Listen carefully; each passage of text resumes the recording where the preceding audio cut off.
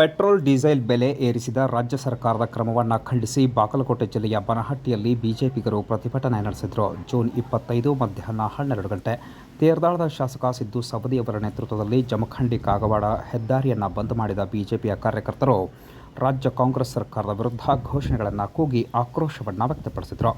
ಈ ವೇಳೆ ಮಾತನಾಡಿದ ಶಾಸಕ ಸಿದ್ದು ಸವದಿ ಅವರು, ಕಾಂಗ್ರೆಸ್ಸಿಗರು ಲೋಕಸಭೆ ಚುನಾವಣೆಯ ಸಂದರ್ಭದಲ್ಲಿ ಜನರಿಗೆ 1 ಲಕ್ಷ ರೂಪಾಯಿ ಆಸೆ ತೋರಿಸಿ ತಿಂಗಳಿಗೆ 8,500 ರೂಪಾಯಿಗಳನ್ನು ಟಕಾಟಕ್ ಹಾಕ್ತೀವಿ ಅಂತ ಆಸೆ ತೋರಿಸಿ ರಾಜ್ಯದಲ್ಲಿ ಕೇವಲ 9 ಸೀಟ್ಗಳನ್ನು ಗೆದ್ದಿದ್ದಾರೆ.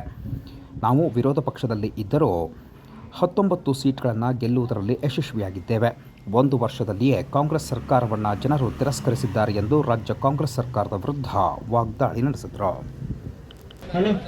ಭಾರತ್ ಮಾತಾ ಕಿ ಭಾರತ್ ಮಾತಾ ಕಿ ಭ್ರಷ್ಟ ಕಾಂಗ್ರೆಸ್ ಸರ್ಕಾರಕ್ಕೆ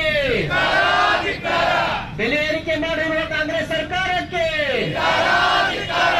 ಬಡವರ ಹೊಟ್ಟೆಗೆ ಹೊಡುತ್ತಿರುವ ಕಾಂಗ್ರೆಸ್ ಸರ್ಕಾರಕ್ಕೆ ಜನ ವಿರೋಧಿ ಸರ್ಕಾರಕ್ಕೆ ರೈತ ವಿರೋಧಿ ಸರ್ಕಾರಕ್ಕೆ ಬಡವರ ವಿರೋಧಿ ಸರ್ಕಾರಕ್ಕೆ ಭಾರತ್ ಮಾತಾ ಕಿ ಈ ರಾಜ್ಯವನ್ನ ಲೂಟಿ ಮಾಡುತ್ತಿರುವ ಕಾಂಗ್ರೆಸ್ ಸರ್ಕಾರಕ್ಕೆ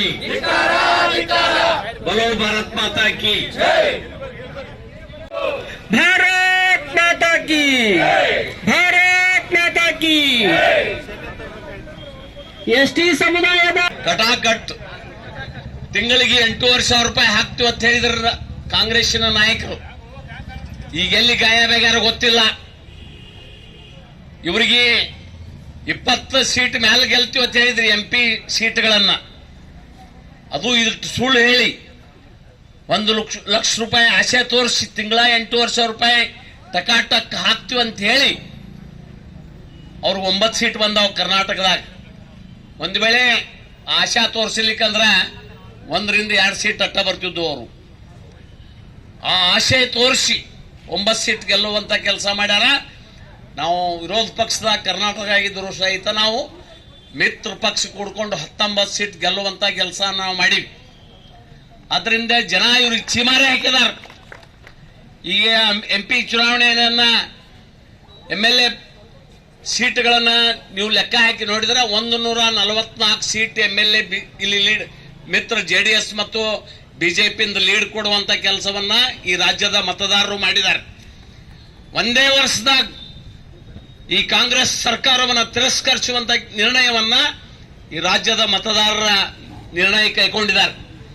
ಎಷ್ಟು ದುರಾಶೆ ನೋಡಿ. ಇವ್ರು ಕೆಲಸ ಮಾಡೋದ್ರ ಮುಖಾಂತರ ವೋಟ್ ಕೇಳಂಗಿಲ್ಲ. 1 ತಿಂಗಳದಾಗ MP ಎಲೆಕ್ಷನ್ 3 ಸಲ 2,000 ರೂಪಾಯಿ ಹಾಕ್ಯಾರ. ಮತ್ತು ರೈತರಿಗೆ 2,000 ರೂಪಾಯಿ ಕೊಟ್ಟರು. ಬರೀ ಮೊದಲ ಬೆಳೆ ಪರಿಹಾರ, ಬರಗಾಲ ಪರಿಹಾರ. ಯಾವಾಗ ಕೇಂದ್ರ ಸರ್ಕಾರ ದುಡ್ಡು ಬಂದ ಬಳಕ ಅದಕ್ಕೆ ಹಾಕಿದ್ದಾರೆ. ಅದನ್ನು ಇನ್ನ 25-30% ರೈತರಿಗೆ ಆ ದುಡ್ಡು ಕೊಡುವಂತ ಕೆಲಸ ಈ ಸರ್ಕಾರ ಮಾಡಿಲ್ಲ. ಅವರ ಇಟ್ಕೊಂಡು